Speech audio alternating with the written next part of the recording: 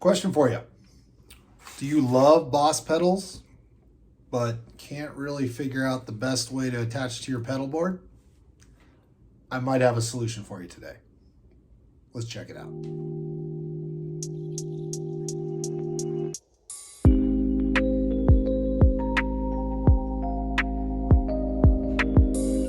What's going on, everybody? What's crack-a-lackin'?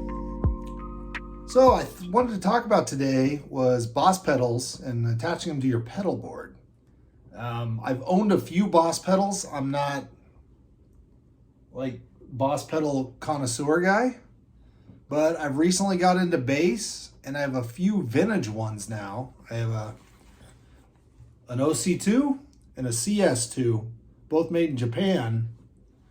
That these are in really good shape pedals, made in early 80s.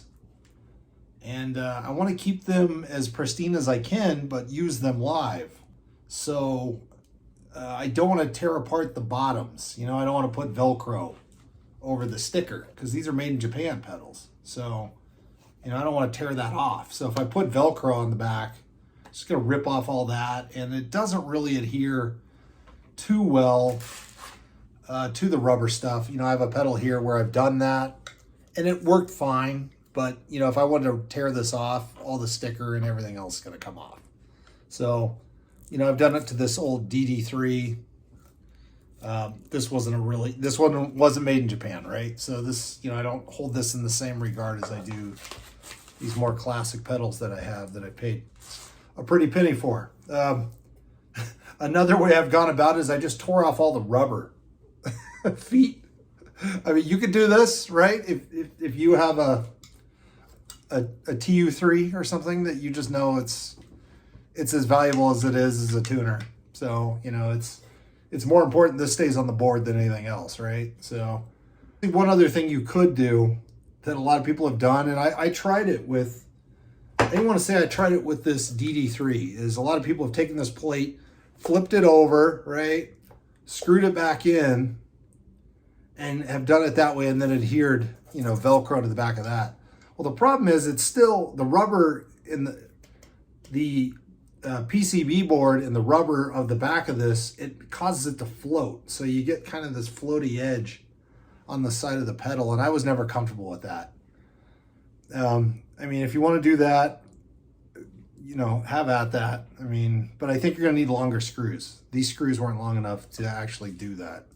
So that's an option if you guys want to look at that. I think I've come up with a solution. So I went on YouTube and I found a company called Victory Products. And let's take a look at this thing together. So what they've done is they made a little plate. Yeah, to replace this plate here. You know, and it's perfectly fitted and molded to go right on your Boss pedal. So you just take this plate off. Look, it even has a little shielding so that you don't get any interference with the pedal's frequencies. So I don't know how well that works. It's a nice little added feature they gave us with these plates. And you're just gonna attach some Velcro to the back of this.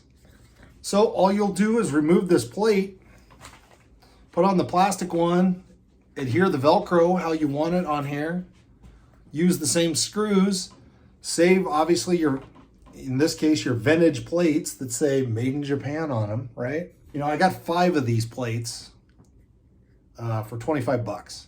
So it's $5 a pedal.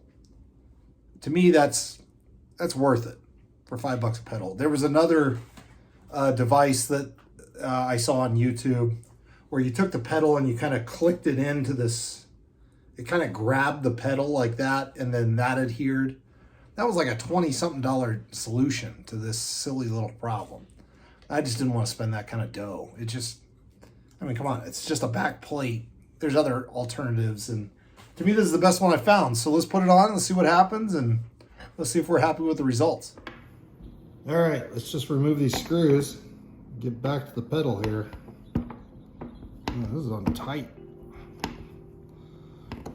Wrong screwdriver. Let me get a different screwdriver.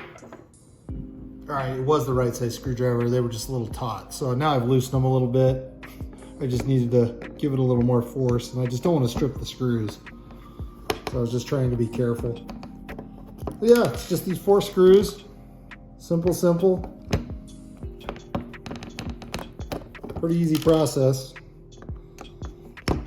And hopefully this other plate just goes right on. This pedal backing probably hasn't been off in 20 something years, or if ever. So we might be seeing the first time the back of this OC2 pedal's ever been seen since it was made.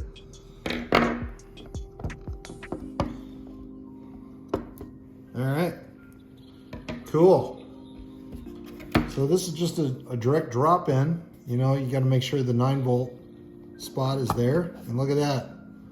Plate mounts right on top of that. It lines perfectly. So you just use these same screws, put it in, and then we'll put the Velcro where we want it.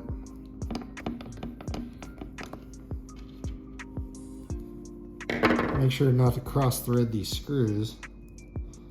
It's also a trick. That one felt a little funny when I threaded it in, so I may back it out and retry it. Make sure it's not cross threading. There we go.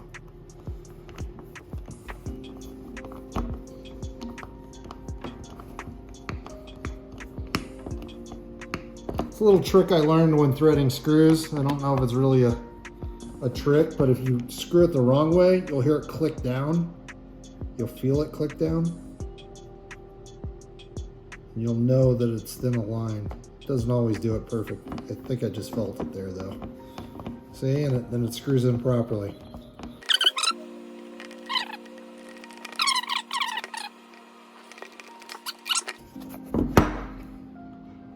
Sits nice and flush, just like the other one. Super easy fix. Let's go adhere some Velcro to it and call it awesome.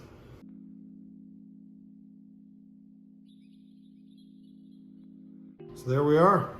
2 pieces of Velcro. You guys Velcro it however you want. I'm a big fan of these pedal trains. This is the pedal train mini that I have here. I just got a pedal train classic 2 that this pedal is actually going to go on, but I just grabbed this because it was handy and good for demonstration. So, you know, those 2 strips, you know, there it is. Nice and secure. I'd say victory in my book. So obviously the only downside is now you got to store this plate somewhere, but you know, again, if you got a vintage Boss pedal or your Wazacraft one that, you know, is a little higher value, I think it's worth kind of hanging on to the stickers and the things that makes the pedal kind of special and cool. So I don't want to destroy this. This is part of the original pedal design, and maybe someday this won't live on my pedal board and I'll put the original plate back on. Now I haven't destroyed it or, you know, ruined the condition of it just because I want to adhere it to my pedal board. So let me know what you guys think. I think this is a good solution for the problem. I'll leave a link to Victory products if you guys are interested in purchasing a pair of these on your own. I'll also leave a link to that product I found that you can just kind of put the pedal in and it grips it and it kind of holds it in there. But again, that product for me, a little too pricey from what I was wanting to spend. But the benefit of that one is this plate stays on, and so you completely leave the pedal unaffected 100%. So thanks guys, I hope that was helpful. Hope you got something out of that, and please like, subscribe, and I will see you guys on the next episode. Take care, see ya.